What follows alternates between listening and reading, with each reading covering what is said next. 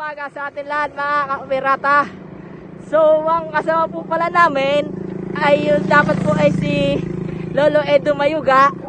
Ay sabi po ay sa magabil lang po namin daw abangan. Hinintay po namin ang alas 7, wala pa rin po siya.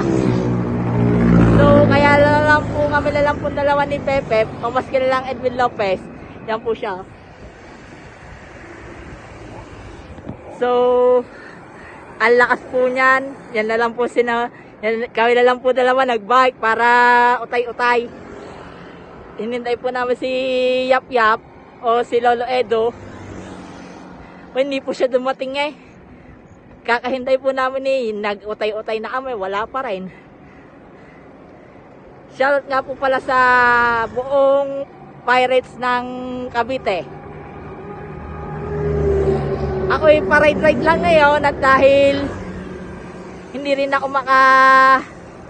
makahapit ng magandang ensayo at magpapawis nga at baka kakahiya naman sa pamimistahan, kaya chill ride na lang. At shoutout nga po pala sa Balayan Bikers at sa Balayan Tigers din, at kay Marvin Mandak at kay Jan Arwin Velasco ng Go for Gold. So yun lang. Mga pala si Biker Biyahero, siklista pirata ng Team Cavite Pirates. At magandang umaga sa atin lahat mga pirata at mga kabalayan.